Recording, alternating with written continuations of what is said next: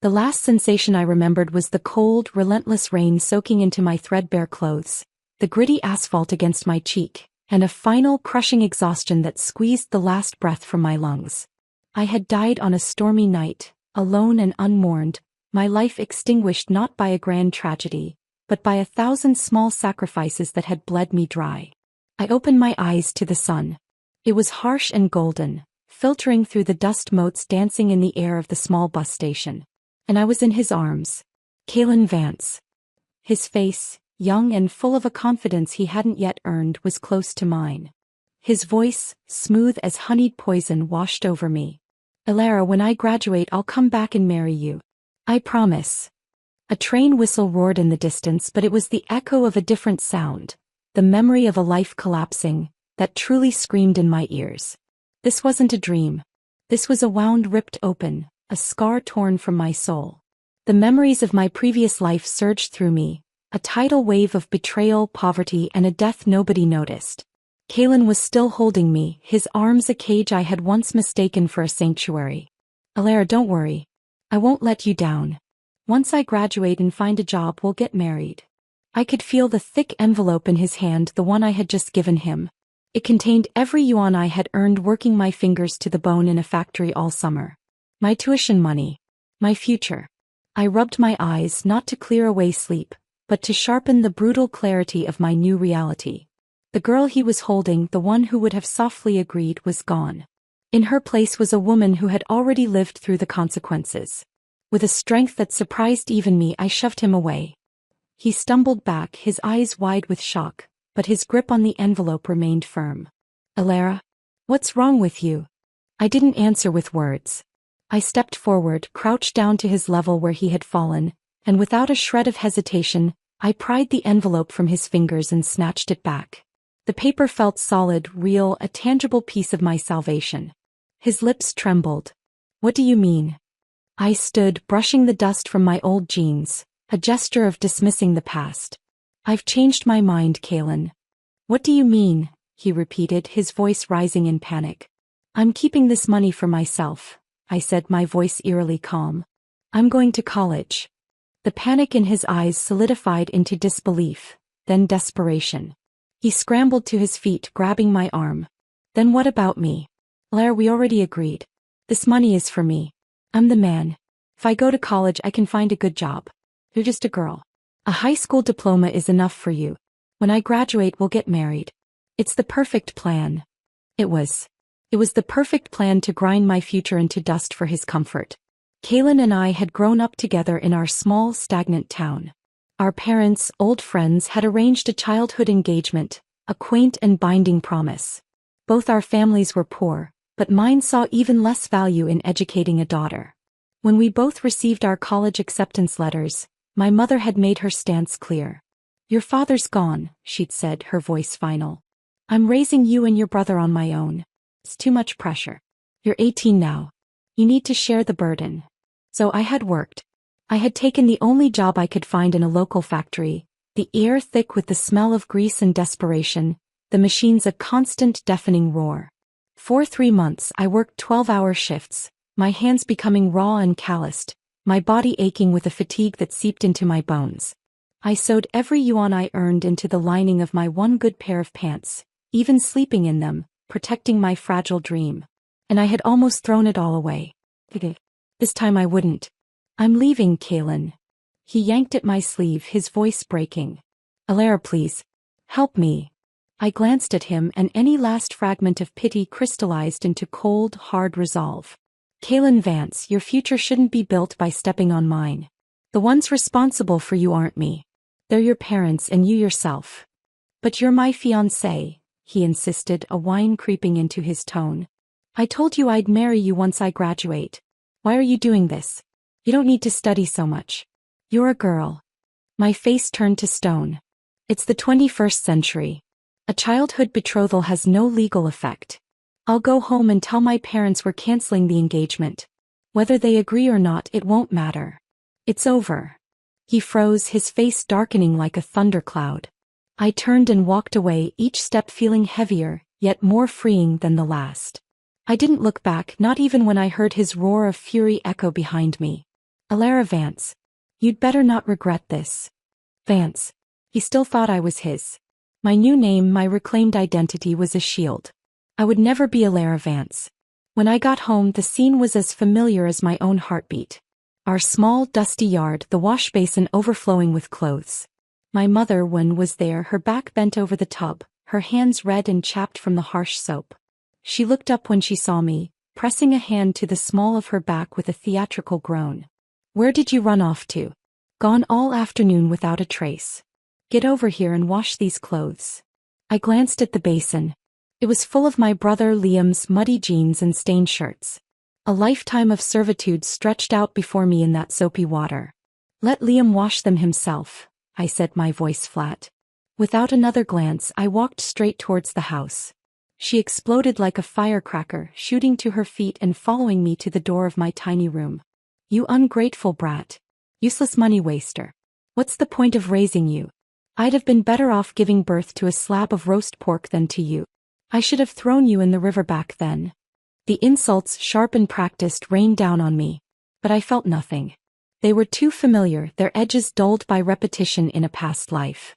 My father had died in a car accident 2 years ago.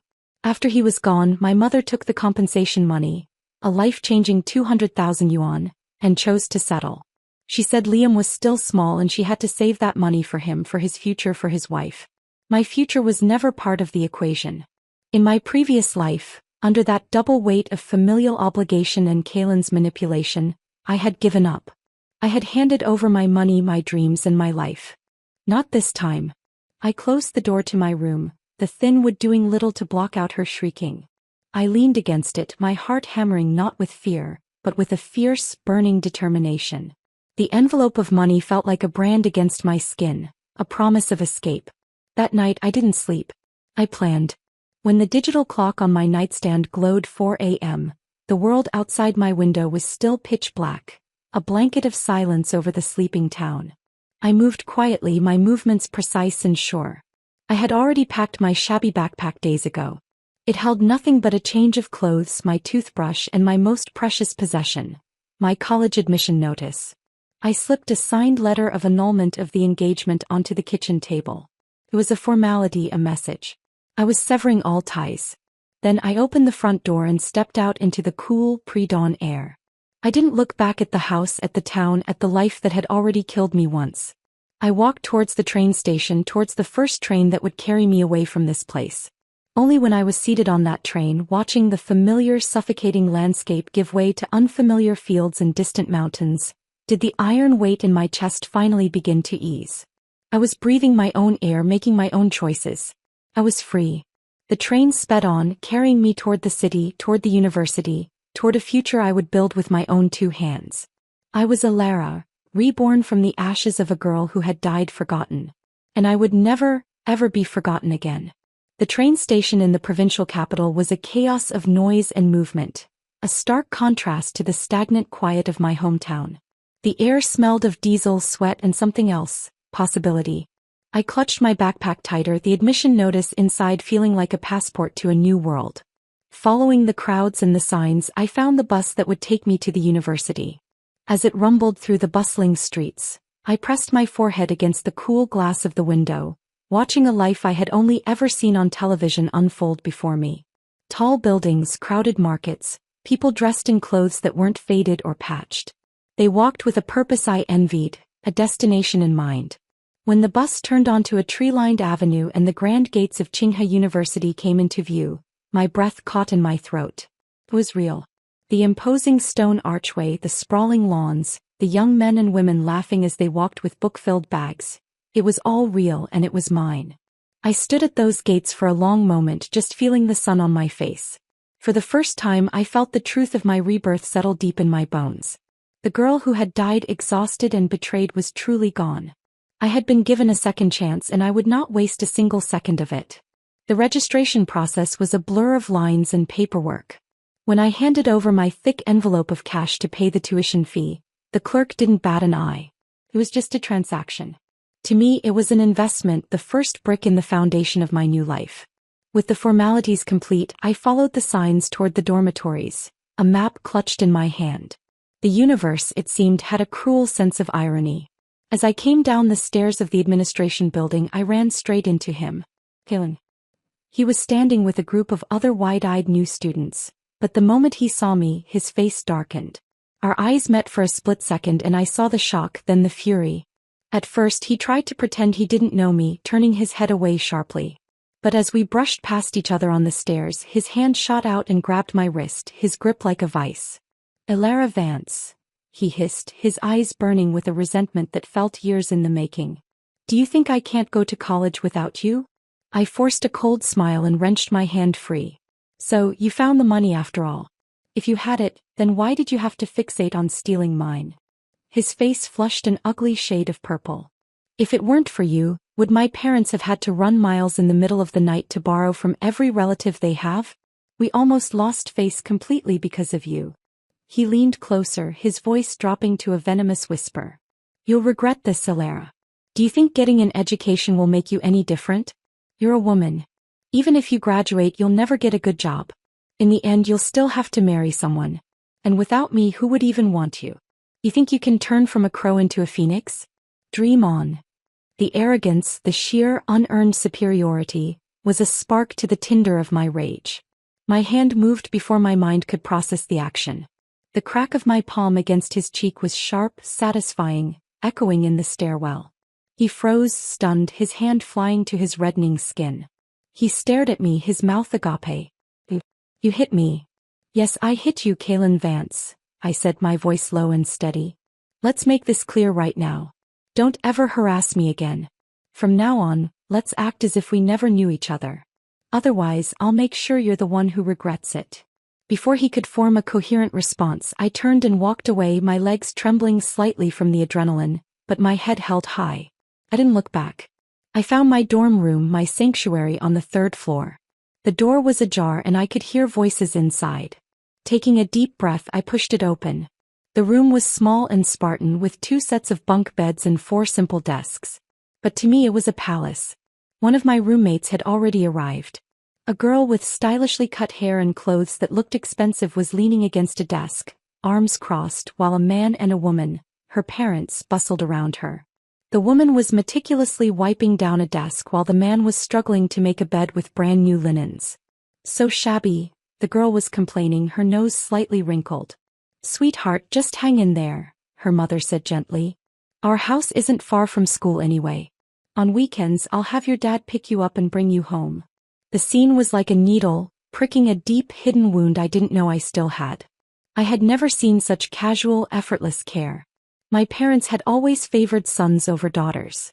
In their eyes, I was a burden, a resource to be managed, a future bride to be traded. This simple act of a mother making her daughter's bed was a foreign, painful luxury. I must have been staring because the girl turned and her gaze met mine. She had sharp, intelligent eyes. She smiled, a genuine, friendly curve of her lips, and stepped forward, extending her hand. "Hi there, new roommate. I'm Serena." I hesitated for a moment, then reached out and shook her hand. Her grip was firm. "Elara," I said. "It's nice to meet you, Elara," her father said, giving me a kind smile from where he was tucking in a sheet. In that moment, surrounded by the simple, kind normality of this family, something in my tightly wound chest loosened. It felt as if my life was truly, finally beginning to change. The next few days were a whirlwind of orientation and the start of classes. On the first day, when the class advisor asked for nominations for class monitor, my hand shot into the air before I could second-guess myself. I stood and gave a short, clear speech about responsibility and organization. I saw the surprise on some of my classmates' faces. The quiet, poorly dressed girl from who knows where had a voice. I was elected. It was a small victory, but it was mine. I didn't dare slack off. I sat in the very front row for every single class, my pen flying across the page, taking careful, detailed notes. I knew the cost of this opportunity, the life I had escaped. Knowledge was my weapon, my armor, my currency.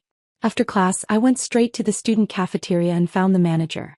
I asked if they had any part-time jobs available. In my past life I had worked here too, but then it was to be close to Kalen, to scrimp and save every penny for him.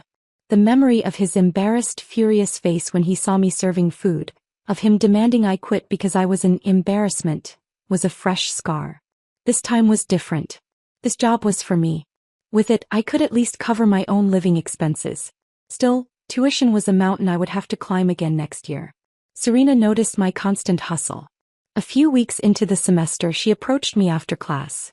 "Alaire, you're always running off. Are you busy right now?" I nodded, clutching my books. "I have my shift at the cafeteria." She fell into step beside me. "I was wondering, are you interested in a tutoring job? My cousin is in 4th grade. She needs help with her classes. 4 lessons a week, 30 yuan an hour." 30 yuan an hour. The number echoed in my mind. In my past life, I had worked on an assembly line for 6 yuan an hour, exhausting myself until I couldn't straighten my back, earning barely 40 yuan for a full day's brutal labor. This was different. This was using my mind. I stopped walking and turned to her, a genuine, overwhelming gratitude swelling in my chest. On impulse, I hugged her. "Thank you, Serena. Thank you so much." She laughed, a little surprised. "It's nothing. I'll give you her number."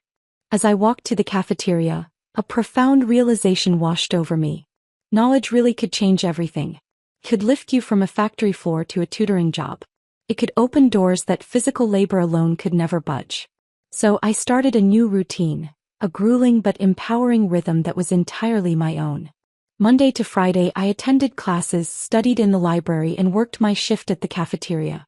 On weekends, I took the bus across town to tutor Serena's cousin. The little girl was bright, and teaching her solidified my own understanding of the subjects. The money I earned, I sewed into the lining of my backpack just as I had before. This time it was for my future, not someone else's. I was building a life, brick by hard-earned brick. And for the first time since I had opened my eyes in that bus station, I allowed myself to believe that the foundation was strong enough to hold me. The semester passed in a rhythm of purposeful exhaustion. Every morning I awoke with the dawn, the silence of the dorm room a stark contrast to the cacophony of my mother's voice that had been my alarm for 18 years. I cherished the quiet. It was mine. My life became a triangle of points: classroom, library, cafeteria. I was a ghost in the social life of the university, but a formidable presence in its academic ranks. By the time finals arrived, my efforts had paid off.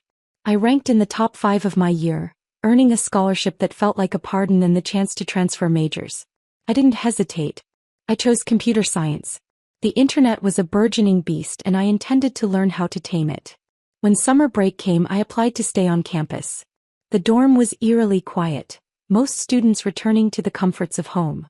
I felt no such pull. Home was a phantom limb, an ache of a past I was determined to outrun. My days were spent in the computer lab, catching up on the courses I'd missed, and my evenings at a part-time data entry job I'd found downtown. It was after one such late shift, the city lights blurring in the humid night air as I trudged back to the dorms, that I saw him. My brother. He was waiting by the entrance, his posture a mix of impatience and anticipation. A cold dread, familiar and slick, coiled in my stomach. His appearance was never a good omen. "Sis, you're finally back," he called out, his face breaking into a smile that didn't reach his eyes. "Mom and I have been trying to call you for days." My gut churned. "What do you want, Liam?" His smile faltered, replaced by a mask of breathless concern. "Mom. She hurt her leg while working. The hospital in town can't treat it. They told us to come to the provincial hospital." The story was a hook, baited with obligation. I knew it, and yet, a part of me, the ghost of the dutiful daughter, felt the line tighten.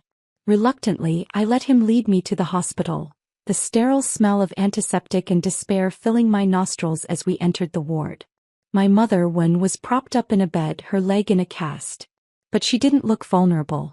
She looked triumphant.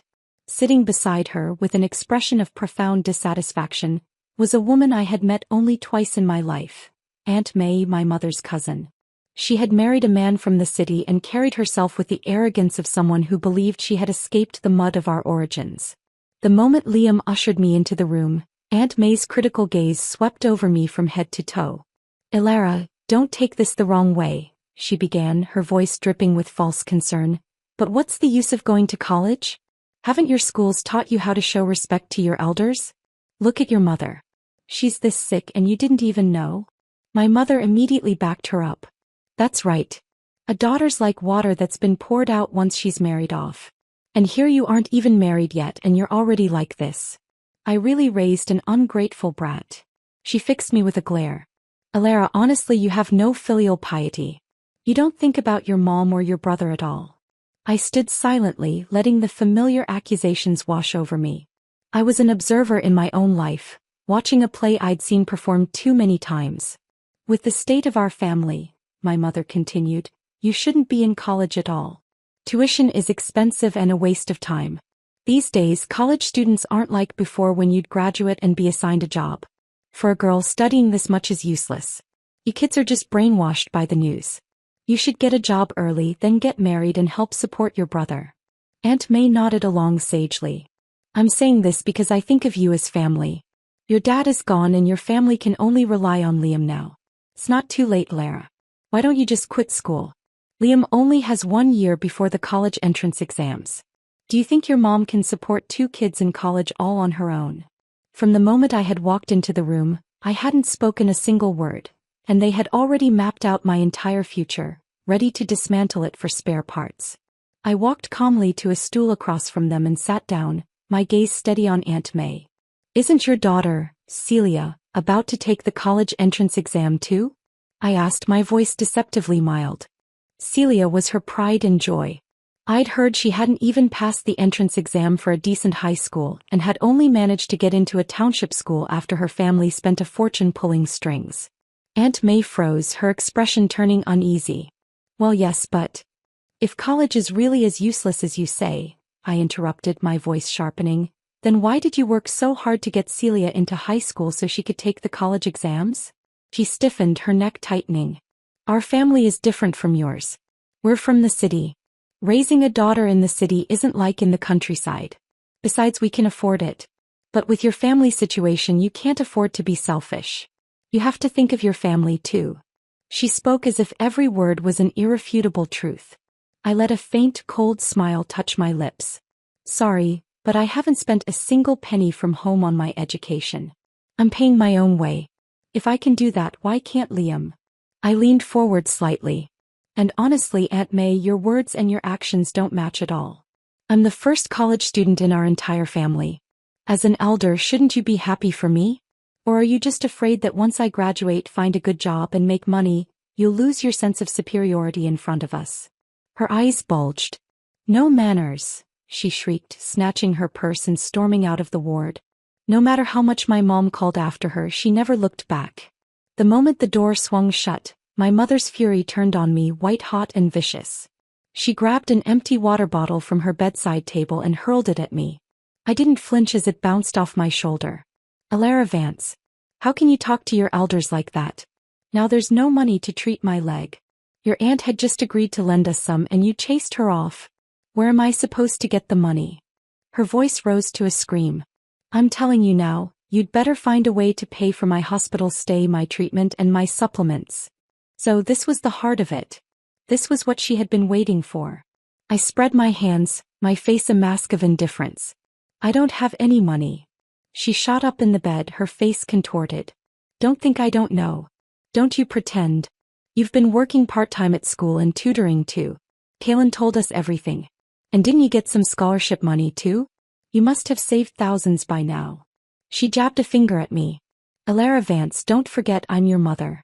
That money is yours to give me. Don't think just because you've grown a little backbone that I can't control you. She took a ragged breath, her eyes gleaming with a malicious light. There are so many things at home that need money. What's wrong with you handing some over? If you don't give it to me today, I'll go to your school and tell everyone that after you got into college, you abandoned your own mother.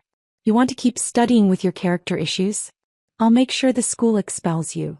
I had always known she didn't love me. But hearing her weaponize her motherhood so blatantly, hearing her threaten to destroy the future I had fought for, still sent a wave of bitter desolation through me. I held it back, channeling the pain into a cold, hard fury. I stood up, my movements slow and deliberate. When, I said, dropping the title of mom like a piece of garbage. The fact that I even came here today to see you is already my greatest mercy. Don't even dream about money. I won't give you a single penny. Her mouth fell open. Since you're so fond of calling me an ungrateful daughter, I continued, my voice dropping to a near whisper that was more terrifying than a shout. Then fine. I'll be exactly what you say. Otherwise, I'd be the fool. I turned my gaze to Liam, who had been standing silently in the corner, watching it all with wide eyes. And you, I said, my eyes locking with his. If you dare go to my school and ruin my life, then rest assured your precious future will go down with mine. I've got nothing to lose, so don't push me. From now on, don't bother me again. The moment she heard me threaten her golden child, the color drained from her face. She stared at me as if seeing a stranger, a monster she had created but could no longer control. After a long, stunned moment, she finally forced out the words, "You? How did you become like this? I don't have a daughter like you." A harsh, mirthless laugh escaped me. Good. Then from now on you'd better consider yourself without a daughter. I turned and walked out of the room, out of the hospital, out of their lives. The humid city air felt cleaner, lighter. I had drawn a line in the sand and I had crossed it, leaving them on the other side. The ties that had bound and choked me in my past life were finally, irrevocably severed. I was free. The confrontation at the hospital solidified my resolve. It was no longer just about escaping my past. It was about building a future so formidable that their shadows could never touch me again. I returned to the university with a ferocious focus, my energy funneled entirely into my studies and my survival. The scholarship from my first-year grades was a lifeline, covering a significant portion of my second-year tuition. The tutoring job Serena had found for me was steady, and my cafeteria wages covered my meager living expenses. I was surviving, but I needed to thrive. I needed a foundation that couldn't be shaken by familial threats or the whims of fate. Computer science was a language of logic and power, and I immersed myself in it. While my classmates struggled with basic programming, I was staying up late in the computer lab, teaching myself about web design and the nascent world of e-commerce. The internet in 2004 was a wild frontier, and I saw my opportunity. In my past life, while working at a clothing wholesale market after my death and all but name, I had met a girl. She came every weekend not to browse but to buy. She purchased clothes in bulk, not for a physical store but for an online shop. A month before I died, I had seen her interviewed on television. She had become the CEO of a successful clothing company. Her story had been a flicker of what could have been in my dying mind. Now it was my blueprint. In my sophomore year, armed with my self-taught knowledge, I built a simple, functional website. I called it Silk Road Revival, a grandiose name for what was essentially a digital storefront for wholesale clothing. On weekends, I took several bus rides alone to the massive wholesale market on the outskirts of the city.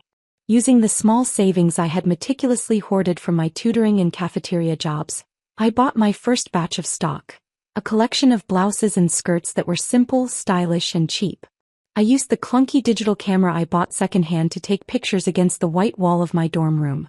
Serena, intrigued by my venture, helped me style the clothes and even modeled a few. The photos were far from professional, but they were clear. Then I waited. For the first week, nothing. Then an order. One blouse, size medium, to an address in a neighboring province. My hands trembled as I processed it. I carefully packaged the blouse, wrapped it in brown paper, and sent it off from the campus post office. The profit was minuscule, but it was profit. I had created value from nothing. Then another order came. And another. Competition was still small, and my site, with its straightforward layout and decent prices, began to gain traction. Soon the trickle became a steady stream. Outside of class, my life became a cycle of the wholesale market, the post office, and the library. I was packing orders on the floor of my dorm room, my fingers sore from tying string, my back aching from bending over boxes. It was exhausting, but it was a different kind of exhaustion from the factory. This was an exhaustion born of creation, not depletion. In about half a year, I earned my first real pot of gold. After deducting all my costs, my pure profit was just over 100,000 yuan. I stared at the bank balance slip, the numbers blurring as I rubbed my eyes again and again. It was more money than my mother had ever seen from my father's compensation. It was more money than I had ever dreamed of holding in my life. It was real. I had done this. Myself. With that capital and my 6 months of order history, I grew bold. I put on my best clothes, a simple but well-tailored blazer and trousers I'd bought from the market, and went to a small clothing factory on the city's industrial edge. I asked to speak to the manager. He was a skeptical middle-aged man who looked me up and down, clearly unimpressed by my youth. But I was prepared. I showed him my sales records, my business plans scrawled in a notebook, and my ideas for a more direct partnership. I spoke not as a desperate student but as a business owner. I talked about cutting out the middleman, about consistent orders, about mutual growth. He listened, his skepticism slowly giving way to interest. He agreed. Working directly with the source factory cut my costs dramatically and improved the quality and consistency of my stock. With a reliable supply and steadily increasing orders, the business exploded. In just another 6 months, the 100,000 in my account had multiplied nearly tenfold. I was, by any definition, a millionaire. The number on the bank statement no longer shocked me. Instead, it filled me with a profound, unshakable calm. So it was true. I really could live this well on my own. The world was not a fixed hierarchy designed to keep me down. It was a system, and I had learned how to work it. During the summer break of my junior year, I made my next move. I knew, from the ghost of a future I had lived, that property prices in this city were on the verge of a historic boom. I walked into a real estate agency, a different person from the one who had timidly asked for a cafeteria job. I was confident, my clothes good quality, my demeanor that of someone who belonged. I used 600,000 yuan to buy 2 apartments. One was a small but modern unit in a new development near the university. The other was a larger, sun-filled apartment in a burgeoning downtown neighborhood. I signed the papers with a steady hand. Even if everything else fell apart, I now had 2 tangible assets, 2 pieces of the world that were mine alone, guaranteed to grow in value. By the end of my junior year, while my classmates fretted over resumes and internships, my online store had become a small empire. I had hired 2 part-time students to help with packing and customer service. And then an email arrived. A growing e-commerce company looking to expand its inventory offered me 3 million yuan to buy Silk Road Revival. 3 million. It was an astronomical sum, a number that belonged to the news, not to my life. I spent a week in a state of suspended animation, carefully considering the offer. The store had been my lifeline, but it had also been a means to an end. That end was freedom, security, and the capital to pursue what I truly loved. I agreed. The day the money was transferred, I sat in my near-empty dorm room, the one I would soon leave for my own apartment, and I felt quiet. There was no euphoric celebration, only a deep, resonant satisfaction. I had done what I set out to do. I stayed in my new apartment near campus for 2 days, the silence a luxurious blanket around me, and I planned my next move. The world was opening up. If I wanted to build my own fashion brand, not just a reseller, I needed real knowledge. I needed to study design, to understand textiles, to be surrounded by the history and future of fashion. I decided to pursue a master's degree. Not here but in Milan. That weekend I walked into a study abroad agency, my IELTS prep book tucked under my arm. I explained my goals to the consultant with a clarity that surprised even me. With a year of preparation, I believed that by this time next year, I'd be standing in a school in Italy, doing something the girl who died on the roadside could never have dared to dream. As I walked out of the agency, my future mapped out before me, I saw a familiar scene unfolding near the campus gates. Kaylin, holding a cheap bouquet of carnations, was offering it to a girl. And not just any girl. It was Isabella Lin, the campus socialite he had married in my past life. She was beautiful, polished, and her father owned a small factory. For Kaylin, she had represented a class leap. I thought the script would play out as before. But as I watched, Isabella snatched the flowers from his hands and threw them to the ground, her face a mask of contempt. Kaylin Vance, I've put up with you long enough. Today is my birthday, and you think you can get by with a cheap bouquet? He lowered his head, shuffling his feet. Isabella, I've just been short on money lately. Don't worry. Whatever you want in the future, I'll buy it for you. She rolled her eyes so hard I thought they might get stuck. The future. The future. It's always later with you. Last week I even had to pay for our movie tickets. Other girls' boyfriends give them designer bags for their birthdays. And me, how did I end up with such a pathetic boyfriend? Her voice was shrill, drawing a crowd. Kaylin stood there, humiliated, his fists clenched at his sides, muttering promises he could never keep. In my past life, because I had carried him, he had never known this shame, this powerlessness. He had never had to face the consequences of his own mediocrity. Now he was learning. I adjusted the strap of my bag, the weight of my IELTS book a comforting promise. I had no more time for the tragedies of small people. I had a plane to catch, a life to build. I walked past the scene without a second glance, leaving the echoes of his crumbling pride far behind me. The confrontation with my mother and the subsequent sale of my online store had a clarifying effect. The path ahead was no longer just about survival or even success. It was about sovereignty. Complete and utter autonomy. The 3 million yuan wasn't just money. It was a moat, a fortress wall around the life I was building. I moved into my downtown apartment. It was spacious, filled with light and blissfully, profoundly silent. The first night I slept there, the absence of dormitory noises or the phantom sounds of my mother's yelling was a luxury in itself.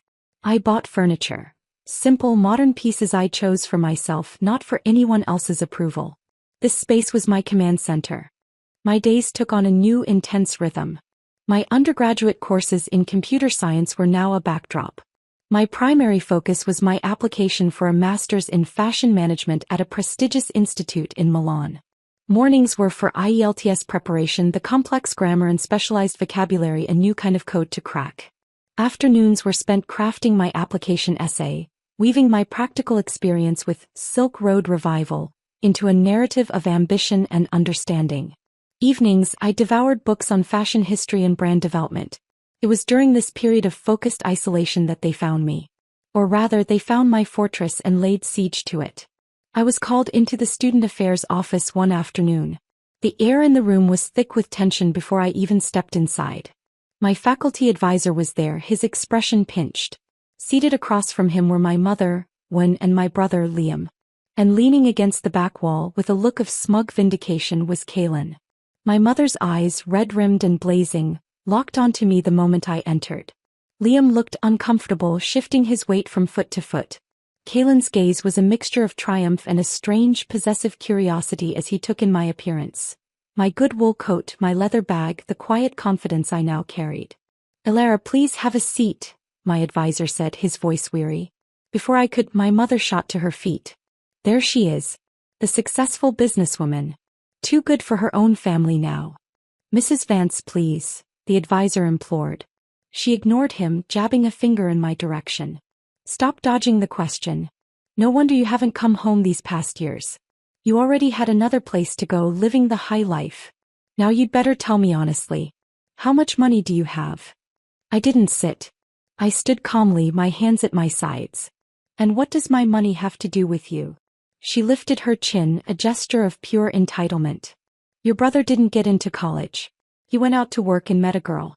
Her family wants a 200,000 yuan dowry. Since you have money as his sister, you should be the one to pay it." Behind me, I heard the advisor sigh quietly. I saw the corner of his mouth twitch in disbelief. "Mrs. Vance," he interjected, his voice dry. "Right now, everything you're saying is just speculation. There's no evidence. Elara is a scholarship student with an excellent academic record."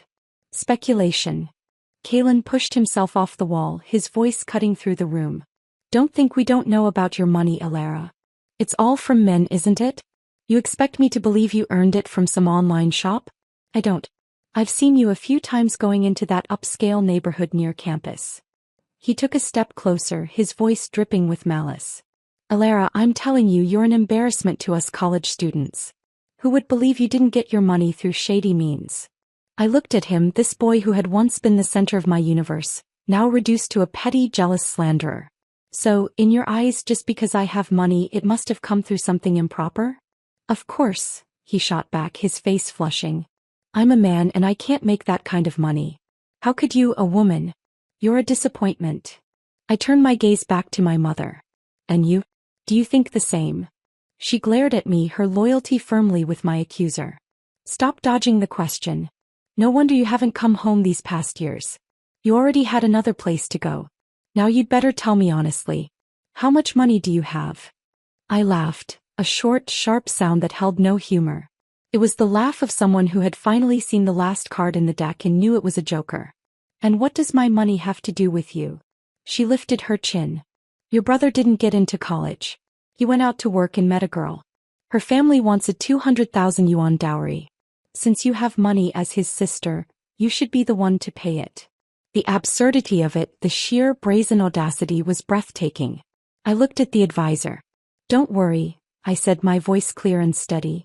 I swear I've never done any of the things they claim. As for what my mother said about supporting me through college, it's a complete lie.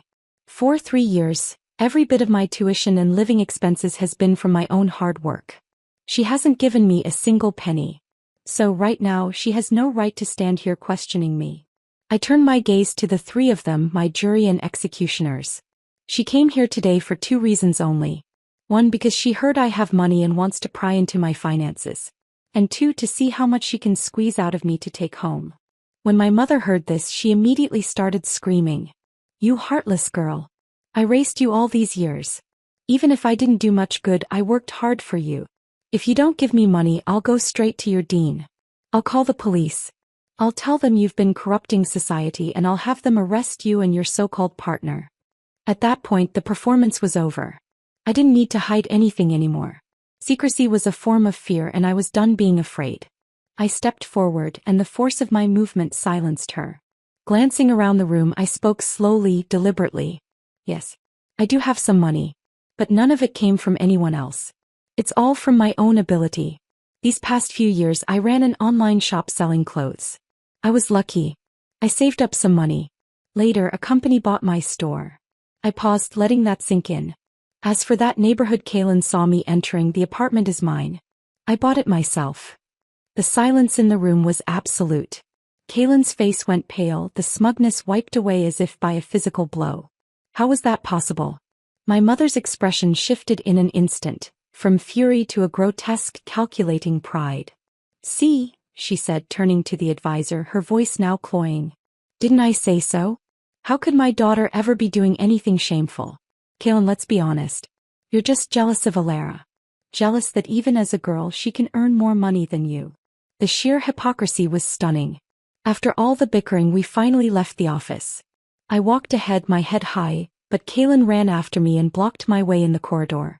Alara, I'm sorry, he stammered. I shot him a look that could freeze fire. Move. He didn't budge.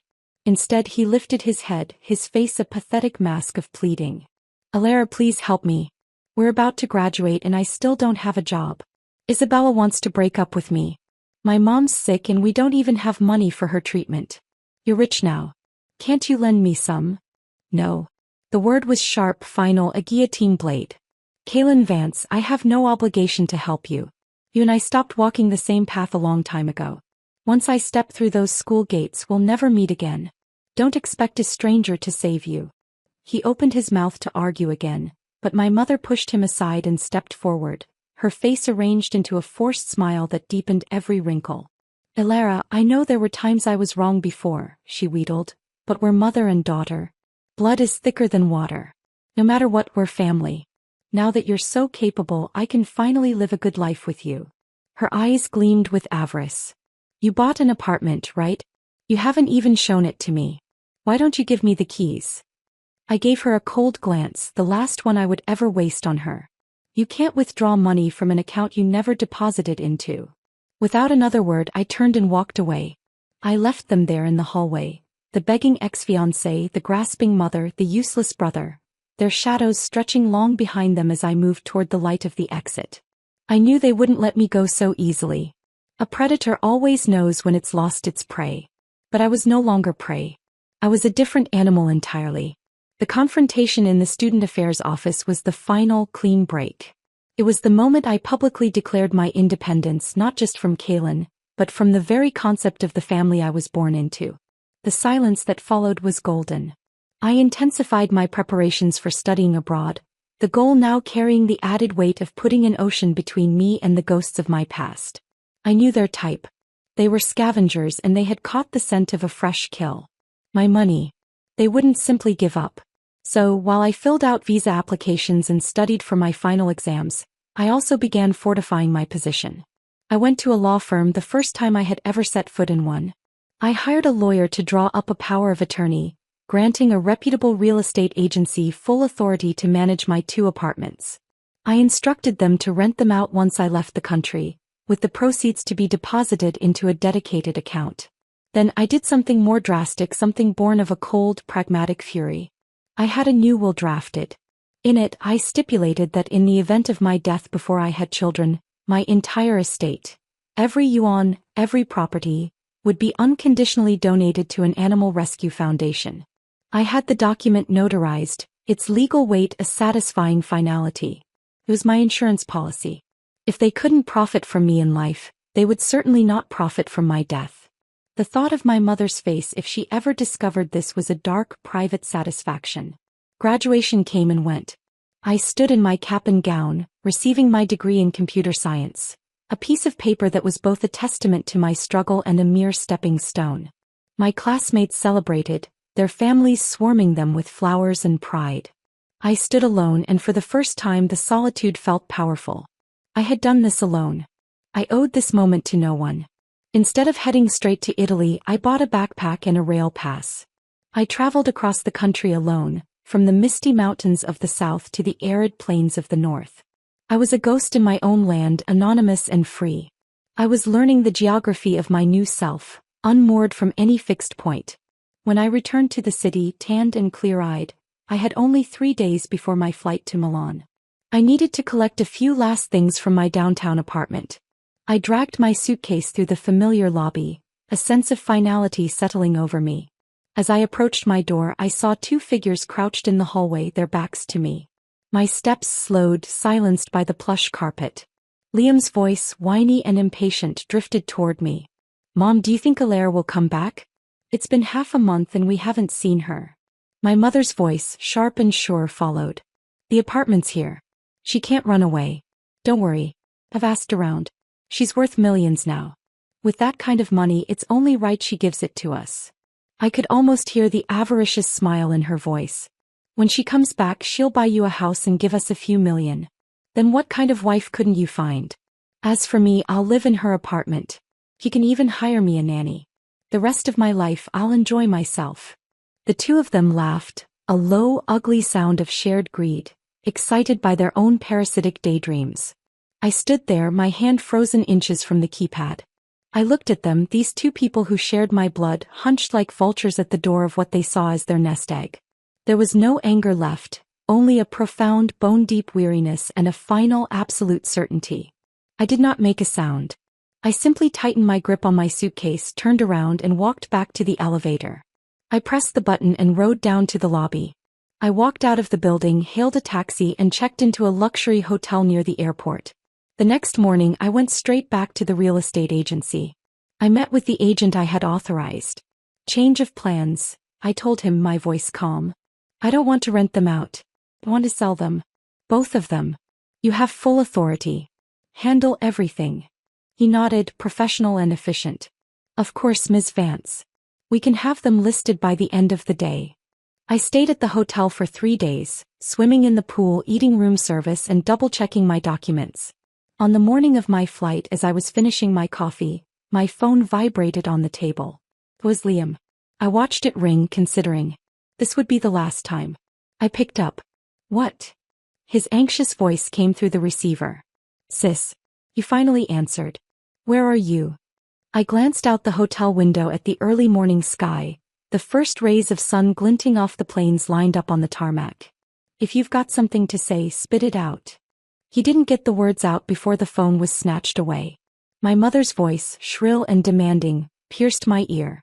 "Alaire, we're at your place. When are you coming back? Your brother needs money. You have to help him. You only have one brother. In the future, when something happens to you, you'll have to rely on him." A laugh slipped out of me, sharp and cold as broken glass. "Don't bother waiting. I'm not coming back." Silence. "Then, what?" "From now on, you'll never be able to find me." I could feel my freedom, tangible now, just a plane ride away. "And don't even dream of getting a cent from me. I'll tell you this, before I give you money, I'd rather donate every last penny to charity."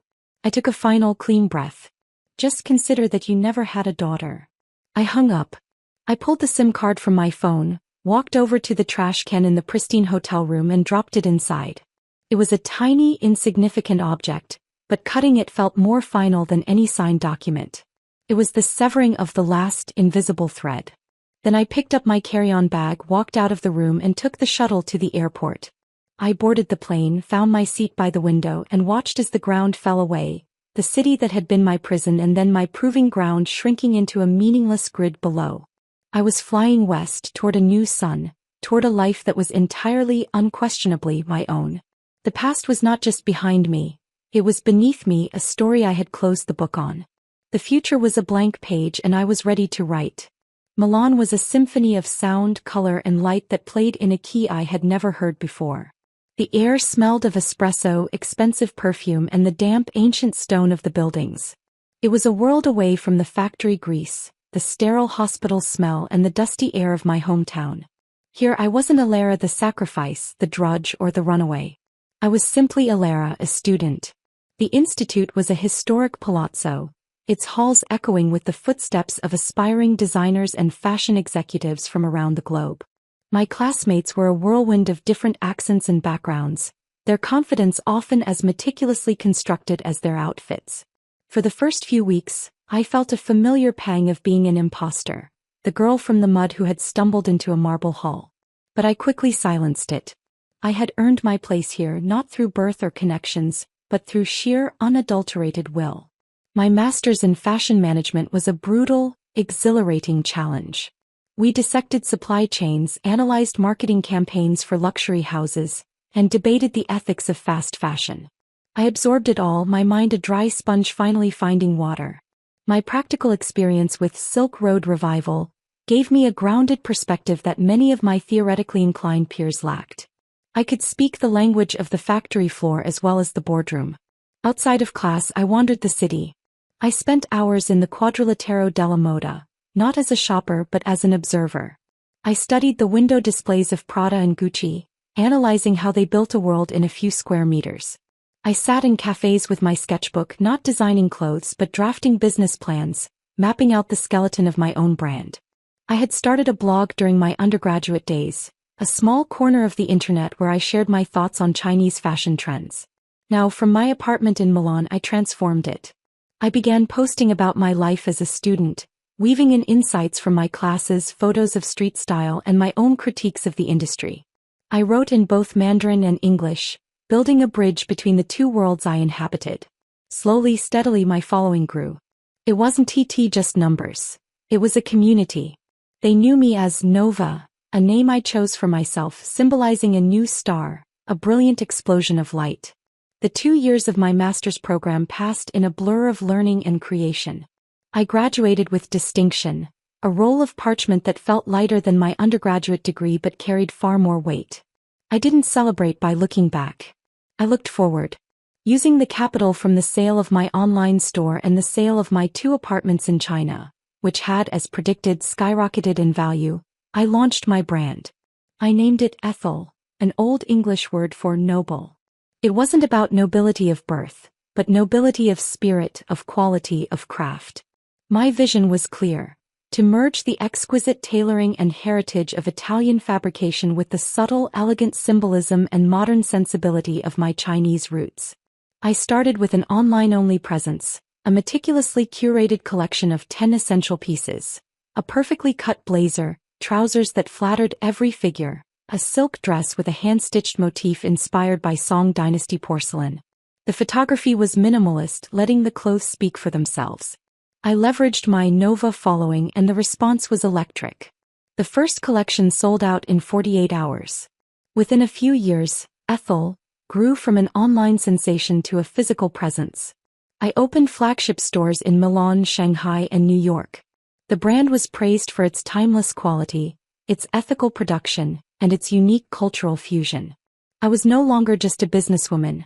I was a designer, a creative director, a voice in the global fashion conversation. 8 years after I had boarded that plane with nothing but a backpack and a burning resolve, I returned to China. It was not a homecoming. It was a business trip. Ethel was opening a new flagship store in the busiest mall of a first-tier city, a gleaming temple of commerce, a universe away from the wholesale market where I had bought my first batch of blouses. The day of the opening was a media event. I stepped out of the chauffeured car, perfectly made up, wearing a sharp, custom-designed Ethel pantsuit. Cameras flashed. The mall's general manager, a flurry of obsequious energy, rushed forward to greet me. As I moved through the crowd, I saw him. He was dressed in the ill-fitting uniform of a mall security guard, his shoulders slumped, his face etched with a permanent layer of resentment. Kalen Vance. Our eyes met for a fraction of a second across the polished floor. I saw the shock in his, a dizzying collision of past and present. He recognized me instantly, but the woman he saw was unrecognizable from the girl he had tried to control. I glanced at his uniform, my expression as neutral as if I were looking at a potted plant. Then I looked away, following the general manager towards the VIP elevator. I didn't spare him another thought. We had long since diverged onto paths so distant that even this accidental convergence was meaningless. He was a footnote, a flicker of a bad memory, already forgotten. Not long after, a childhood neighbor, a woman named Shan, managed to get my contact information through my company's PR department. She sent me an email full of excited gossip from the old town. "You'll never believe it," she wrote. Kalen Vance failed too many courses and never got his diploma. He's been bouncing from one dead-end job to another. Security guard, insurance salesman. His pride is too big for his prospects. He's nearly 30, broke and still single. And your mother, the email continued, threw her back out working a few years ago. While she was in the hospital, that brother of yours, Liam, transferred all her money, the compensation from your father, everything, to help his girlfriend open a shop. The business failed, the girl ran off, and now they just fight all the time. Your mother tells anyone who will listen that she regrets how she treated you. Liam refuses to work and just lives off what little she can still scrape together. I read the message on my phone, lying on a beach chair in the Maldives, the turquoise water lapping at the white sand. The sun was warm on my skin. I felt nothing. No schadenfreude, no pity, no satisfaction. Their regrets were their own burdens to carry. They were echoes from a cave I had walked out of long ago. Their misery was not my victory. My life, lived entirely on my own terms, was. In my past life I had collapsed and died by the roadside from exhaustion. No one had grieved. No one had cared. No one had regretted a thing. But in this life, because I had built undeniable value, they finally did. Yet their regret was a cup of dust offered to a woman dying of thirst. It meant nothing. Because I no longer needed anything from them. My life, my world, my Ethel empire. It was already better than anything they could ever have given me or taken from me. The success of the new flagship store was a foregone conclusion. The papers called it a triumphant return, but that narrative was for the public. For me, it was simply the next logical step in a carefully executed plan. I spent a week in the city meeting with my management team, reviewing sales data, and giving a talk at a university where I was introduced as a visionary entrepreneur. The students' eyes were bright with ambition, and I saw in them reflections of my younger self. The desperate, determined version, not the broken one. Before I left, I took a private car to the outskirts of the city.